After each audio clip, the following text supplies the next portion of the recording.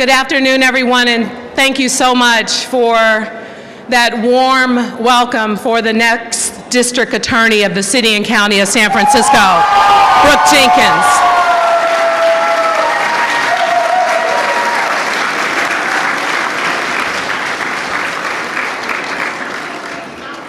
You know, going through this process really reminded me of just how resilient we are as a city.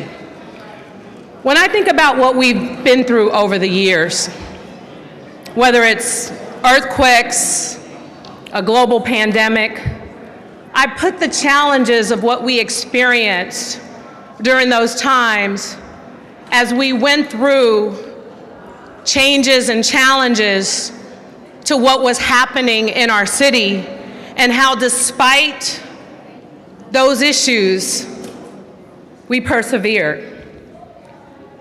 And I want to also be clear that there is a lot of rhetoric out there about criminal justice reform and how we're going to be set back. But let me tell you, that is not going to happen.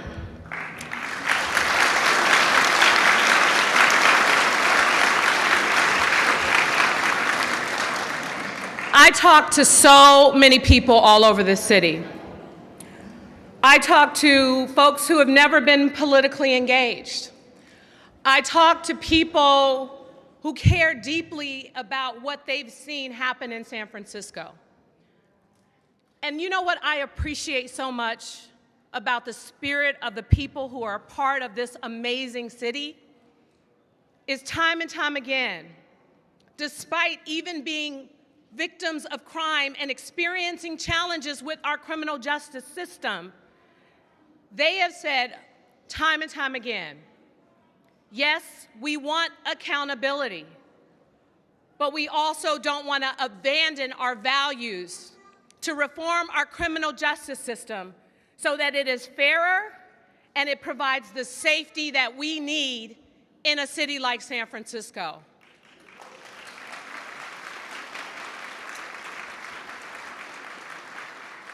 So I want to thank all of you, because I see many of you in the audience here today. The people who took time to talk to me and to engage with my office in this process. The people who spent countless hours doing their homework and trying to figure out what was the best path for San Francisco. This was not just my decision alone. This came about because of the input of people who were supporters and opposition of everything that was going on, because it's important that despite who supported or who opposed, at the end of the day, this district attorney represents all San Franciscans.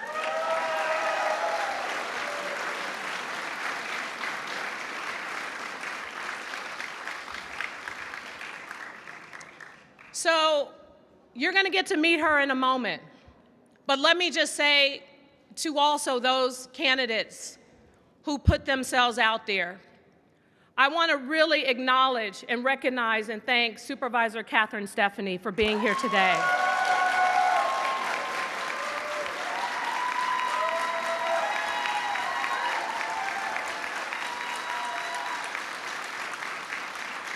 This was a very hard decision, and Supervisor Stephanie, thank you so much for your courage, your work, and your love for this city, and we appreciate you so much. And I also want to thank another candidate who's joining us here today, who is an extraordinary San Franciscan, Nancy Tung.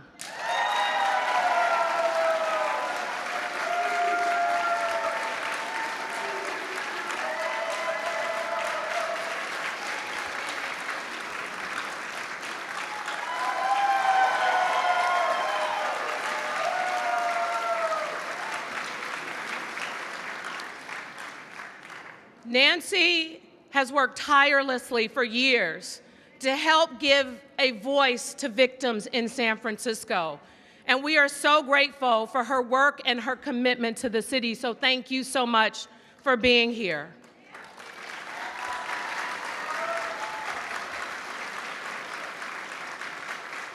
It means a lot because this is not about one person.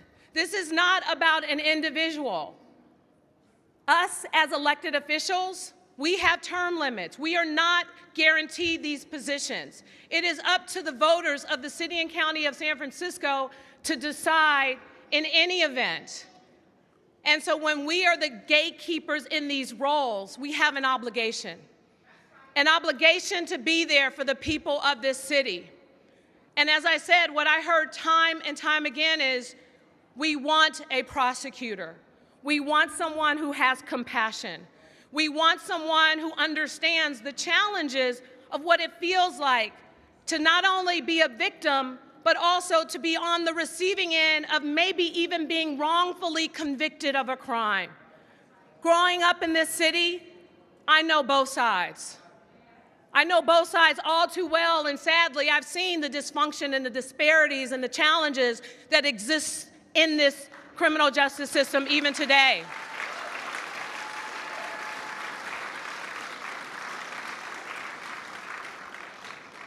So I didn't take this decision lightly. And the fact is, when meeting and talking to Brooke and hearing her understanding of the issues and the balance that she brings to the table, I am so proud that she stepped up, she put her career on the line, because not only did she care about safety and the future of this city for her own family, she cared about it for all San Franciscans.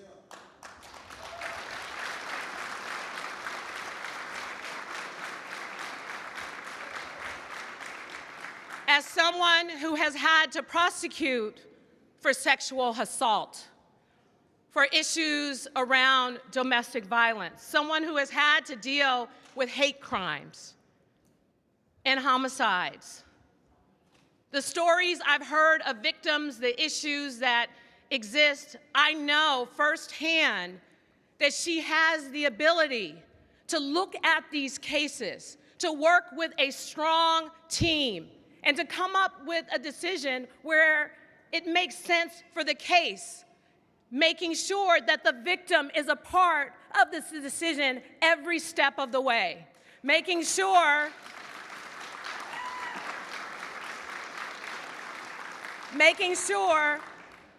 that when we have people who are arrested multiple times, eventually there has to be consequences.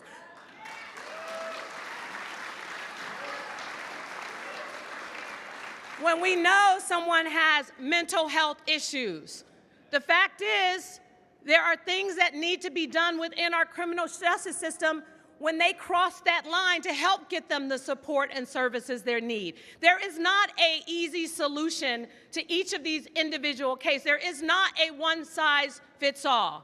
And let me tell you, I am confident and I am trusting and trust Brooke Jenkins to make the right decisions in these cases with the right team of prosecutors and community members by her side.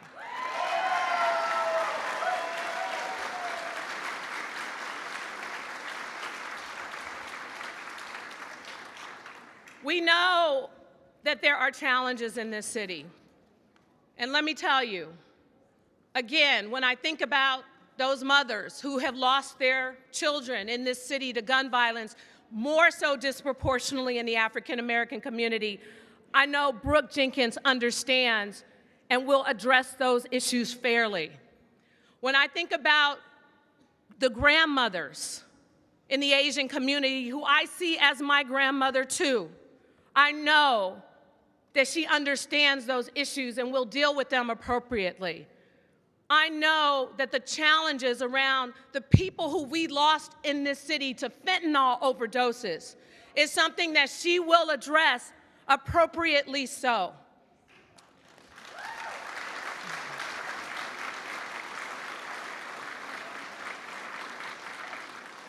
We've been through a lot in this city, and there's not one person that's going to fix this.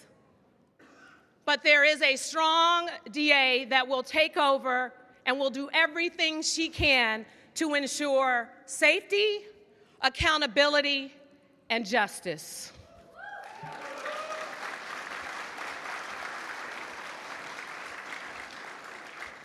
So before we get to the swearing-in ceremony, I want to introduce a few speakers that have firsthand knowledge about Brooke and her work in the district attorney's office, who are going to give you the stories of their experiences.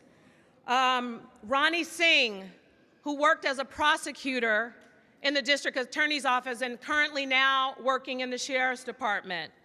Edward Silva, someone who will tell you his story about how Brooke impacted his life. And finally, Commissioner Larry Yee, who serves as a commissioner for the police department. And before Ronnie comes up, I want to also say something that so many people in this community said to me that they wanted to see. Yes, we want police accountability, but we also want a district attorney that can work with the police department. And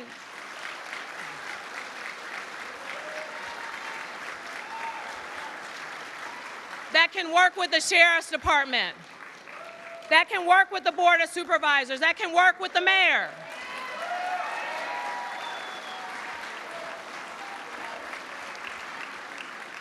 The time for finger pointing and blaming other people is over.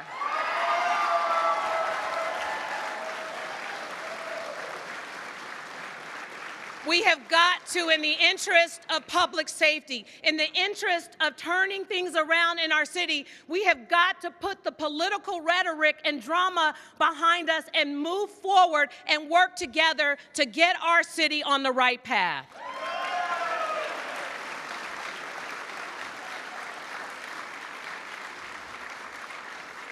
And with that, I want to thank all of you for being here today.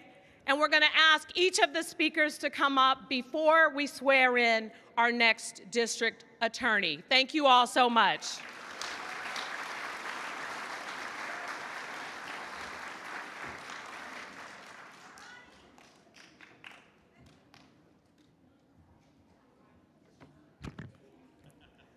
Standing room only, just how we like it in San Francisco.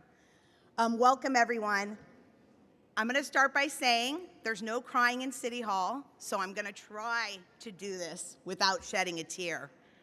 But about 7.5 years ago, in then the Hall of Justice, 3rd floor, which has since been closed, I heard a voice coming down the hall, a loud one, that equally matched mine. And a chief gave me a binder, and that chief was David Marin at the time, and said, Ronnie, I volunteered you for the mentor program, and here's your mentee. And it was none other than our district attorney, Brooke Jenkins. And those of you who know me, either call me Big Sis, or Auntie, or Mentor, or pain in the you-know-what if I'm managing you. But needless to say, it has been an honor and a privilege and a blessing to mentor Brooke since day one. She has become more than a mentee. She's become part of my family. She rose the ranks of the district attorney's office like a shining star. She always balanced judgment, accountability, and progress. And I want to say something about this term, progressive prosecutor. The word in progressive means moving forward, going forward, thinking innovatively. And that's who Brooke is.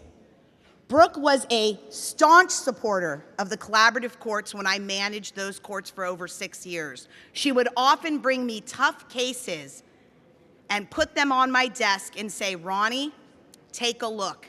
I think this is one that deserves a chance.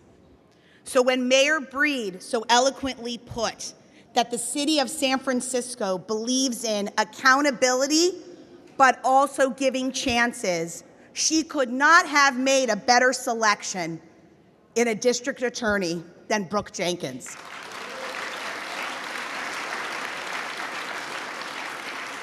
Now, I have to say a special shout out to my current boss, Sheriff Miyamoto, who has let me continue to mentor Brooke. And when she left the office, she didn't tell me she was going to join the recall. She told me the day after she joined. And it was the first time in 8 years that she kept a secret from me.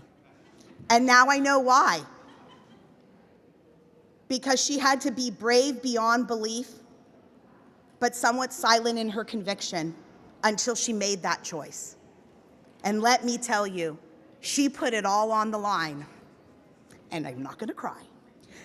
And she did what few people have the courage to do. She stood up for what was right. She stood up for the hundreds of prosecutors that left that office because they couldn't do the work in good conscience, because they didn't believe in the implementation of some of the policies. And they believed in public safety. And they believed in criminal justice reform, but not at the expense of victims, not at the expense of business owners, not at the expense of owners and renters of property. And that's why Brooke understands the daunting task she has ahead of her. Brooke, as a prosecutor, can be described as courageous, professional, strong in her conviction, and empathetic. But more importantly, Brooke as a human being can be described as loving, fair, trustworthy, and loyal. You can't get a better combination, a better symmetry of personality traits, a more fierce advocate for every single person in this room, regardless of your political convictions, because Brooke will hear you no matter what. So I am proud to call you friend. I'm proud that I've had the opportunity to see you grow, and I am so excited to call you the next District Attorney of San Francisco.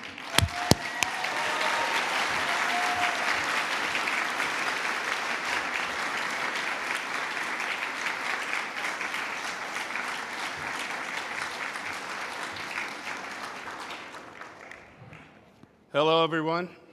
My name is Edward Silva. 2 years ago on Easter holiday 2020, both my daughters and my life changed by a senseless act of violence in which my daughter's mother was brutally murdered. Brooke was the assistant district attorney on the case. The trial took place last summer, 2021. If not for Brooke's hard work and diligence in seeking justice, the defendant in this case have not been found guilty. In fact, because of Brooke, the defendant was in fact found guilty. My daughter and myself are eternally grateful always for how Brooke handled the case. Thank you so much, Brooke.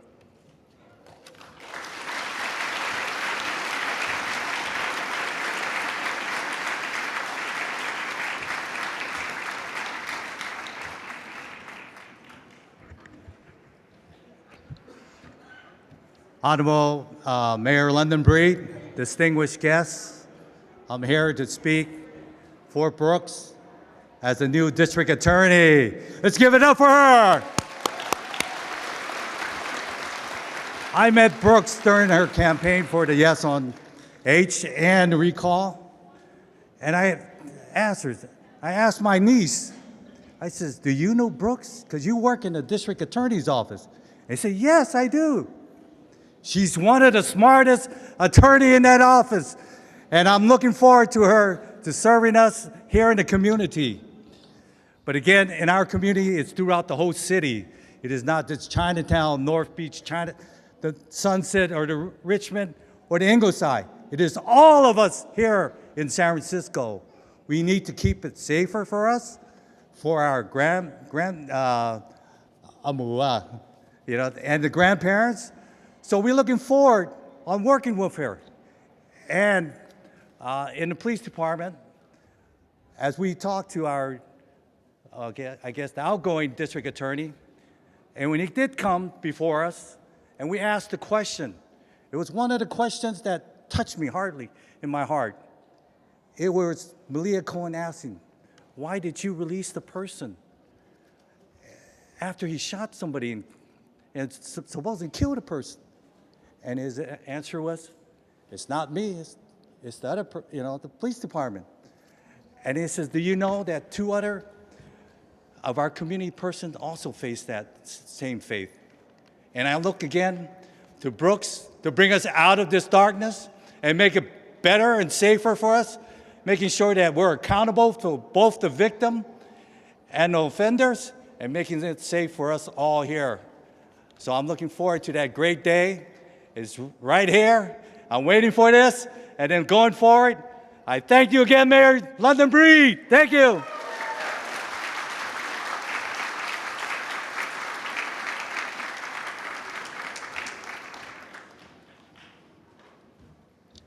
Thank you so much to all the speakers here today. I really want to just take this opportunity to thank so many of our elected officials who are here joining us, members of the Board of Supervisors, including Supervisor Raphael Mandelman, Supervisor Matt Dorsey, and Supervisor Myrna Melgar. Thank you so much for being here. Thank you to our BART board member, Latifah Simon. We appreciate you very much. Thank you to our treasurer, Jose Cisneros, our fire chief, Janine Nicholson, and our police chief, Bill Scott. I want to thank our assessor, Joaquin Torres. Thank you so much for being here. Shout out to my grandma, Miss Wong. Thank you, sweetie, for being here. That's my grandma, y'all. And I also want to give a shout out to the former mayor of San Francisco, who comes time and time again wanting to get his job back, Mayor Willie Brown.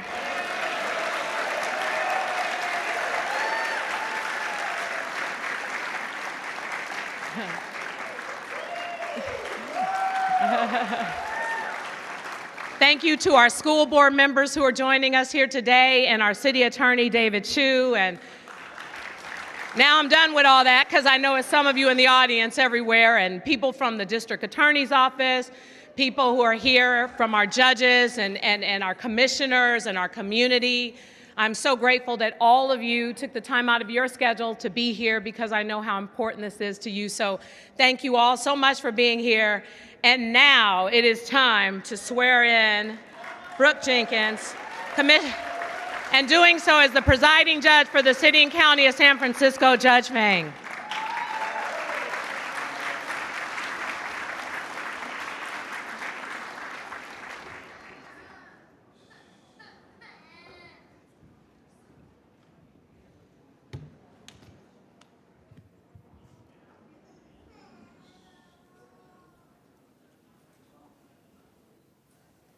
Raise your right hand.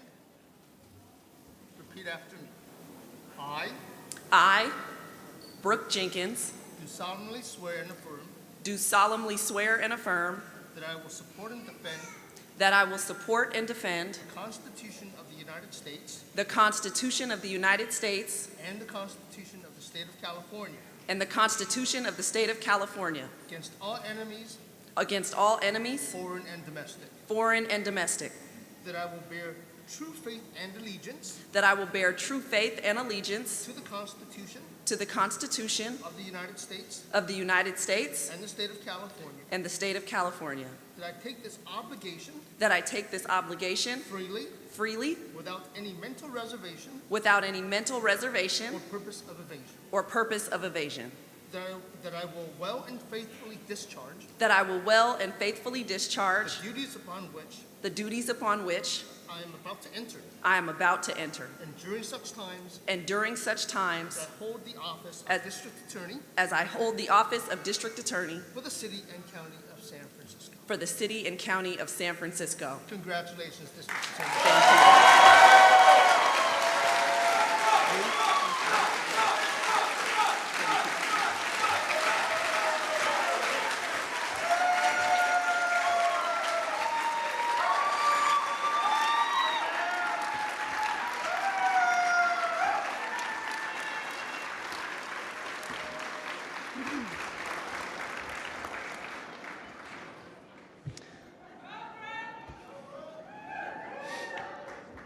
thank you, thank you, thank you for being here. And like my big sis and mentor Ronnie said, no tears today, even if they're tears of joy. I want to again thank Mayor London Breed for giving me the honor of serving this city as your next district attorney. I know that she gave a lot of thought to this decision and that there were several other very qualified candidates that are sitting in this room right now. And I am truly humbled by this opportunity. And I want to thank Nancy and Catherine especially for being here. And I just want you both to know that I hope we can continue our work because I will need your help. I first knew that I wanted to be a lawyer when I was 10 years old, watching the Matlock show. That's how old I am. But as a child, you don't really know what kind of law that is. It's just something you like. And so when I first set foot in the University of Chicago Law School, I really didn't know what kind of lawyer I wanted to be. And I got sent down a path into civil law that lasted for just about 8 years. And it was in 2013 that my husband and I found out that we were pregnant with our first child. And you can imagine the excitement. We found out that it was a little boy who we decided to name Justice. Later that year, I gave birth to Justice, and he tragically died shortly after his birth. It was in the search for my life's purpose after losing my son that I decided to become a prosecutor. While Justice had died from natural causes, I felt that the type of loss that I had experienced and the pain that I was feeling was the same as a mother who was having to bury her son from gun violence. It's a feeling you cannot describe. And it was from that point forward that I was committed to serving my community and victims. And in 2014, I joined the San Francisco District Attorney's Office. And since the day I set foot in that office, I have been dedicated to fighting for justice, to being an advocate for victims, and to being a fair prosecutor to whoever sat in the defendant's chair. As I said yesterday, unfortunately, we have reached a tipping point in San Francisco. Never in my 8 years of working in criminal justice have I ever heard San Franciscans express the level that they feel about the lack of safety in our city. Never have I heard, and I was shocked to hear, that crime and safety surpassed the concern over COVID in the last 2 years. And we all know about how concerning COVID has been. The paramount mission of the District Attorney's Office is to promote public safety, and we cannot forget that. As the District Attorney, I plan to restore the accountability and the consequences that have been lost in the criminal justice system in San Francisco.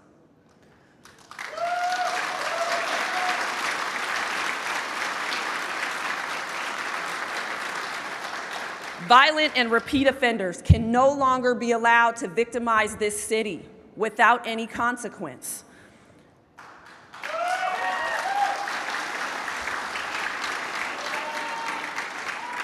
Our Asian American community can no longer be left feeling scared to move about our city and conduct their most basic daily functions without a volunteer escort or without worrying if they're going to be attacked. That must end now.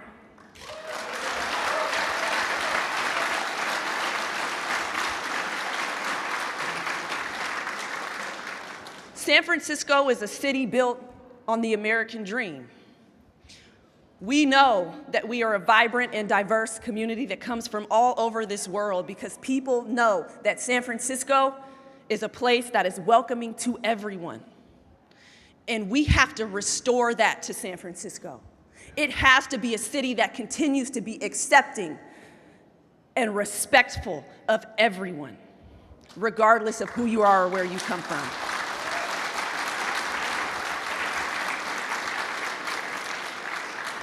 We can no longer turn a blind eye to the gun violence that is going on in our Black community here.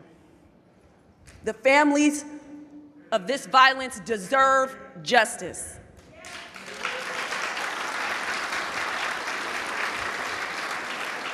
It is almost 2 years ago that my husband's 18-year-old cousin was murdered in the Bayview. The day before his murder, 6-year-old Jace Young was gunned down while watching fireworks. I will never forget Jason Young, Jace's father, saying to a reporter that he always knew that we as Black people were disadvantaged in the criminal justice system as defendants, but that he never expected to suffer that disadvantage as a victim. We can no longer allow this to continue. No parent should have to bury their child and feel that they are alone in their pursuit of justice.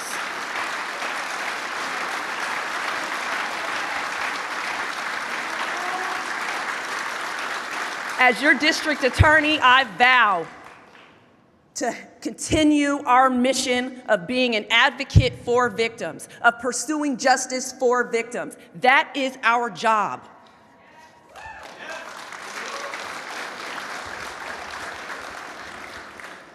We must end the open-air drug markets and take back our streets and our neighborhoods. Starting today, drug crime laws will be enforced in this city.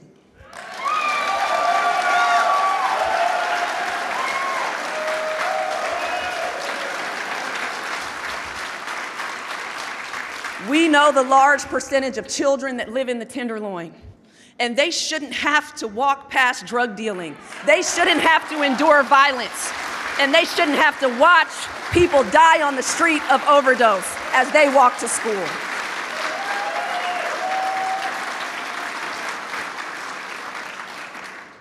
With my years of experience as the designated hate crimes prosecutor in the sexual assault unit and in the homicide units, I do believe that I am uniquely prepared to address the types of serious crime problems that we are facing in San Francisco.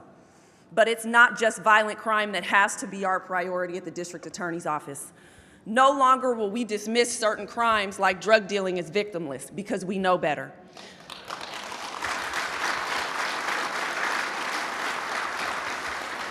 No longer will we be indifferent to property crime and just chalk that up as a part of big city life. These crimes affect us all. They affect our quality of life, and they affect, for many who own businesses here, their livelihoods. This is a world-renowned city that we live in, and we must restore it to what we know it can be. A city that is safe for everyone. Now, I'm hoping that everybody in this room and across this city will get to know me, and get to know me not as the face of the recall campaign for the previous DA. There have been a lot of misconceived notions about what I stood for when I fought to help us restore San Francisco. I want to be clear that holding offenders accountable does not mean that we cannot move forward with progressive criminal justice reform.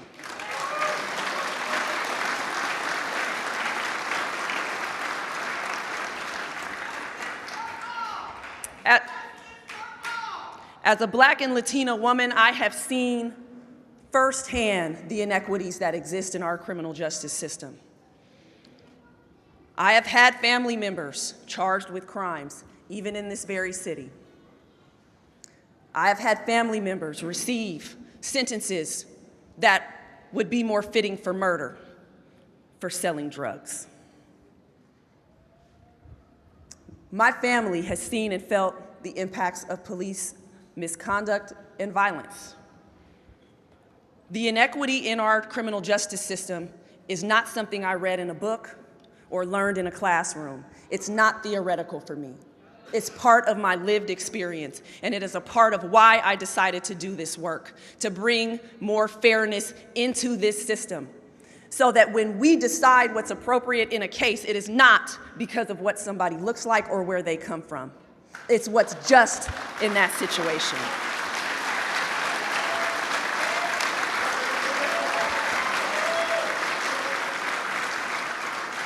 Reform is absolutely necessary to ensure that justice is proportional and to ensure that everyone who comes into this system is treated fairly.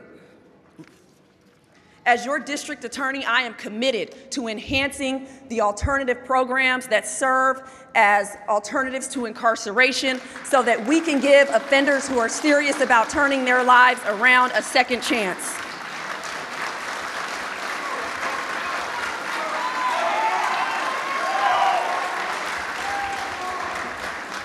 I am dedicated to creating new programs that can serve as alternatives to incarceration, because we can't just stop at what we have now. We have to continue to build these opportunities.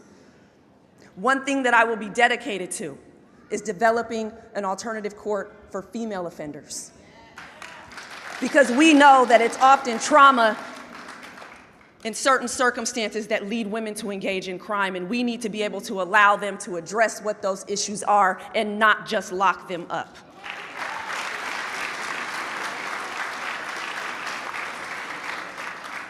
It would be easy to couch some of my expressions that you hear in sound bites as a return to tough on crime or a lock 'em up approach, but I want to be very clear today that accountability and justice come in many forms. For some, accountability may have to be prison. But for the majority of people, it is something else. And I want to make sure that the DA's office is utilizing every single resource that is available to us in San Francisco and in the Greater Bay Area to give offenders a chance to change their lives so that we don't continue to have people committing crimes and cycling back into this system.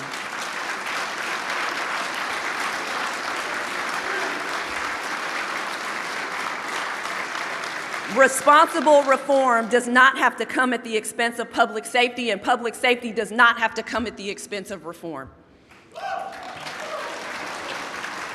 As your district attorney, I promise to balance both in the pursuit of justice and safety for all.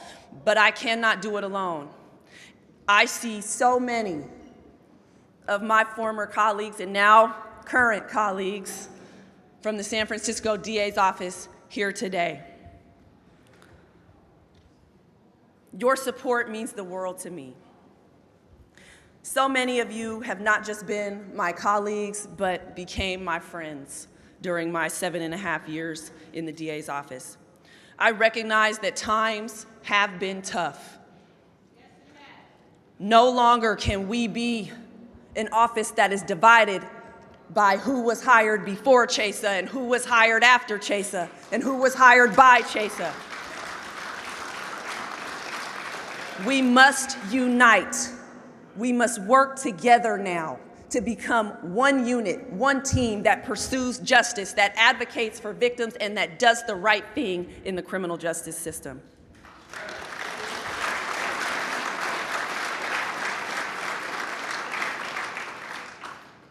Just a few short months ago, I was on the front lines with all of you, and I want you to know that I will be alongside you every step of the way as you do your jobs.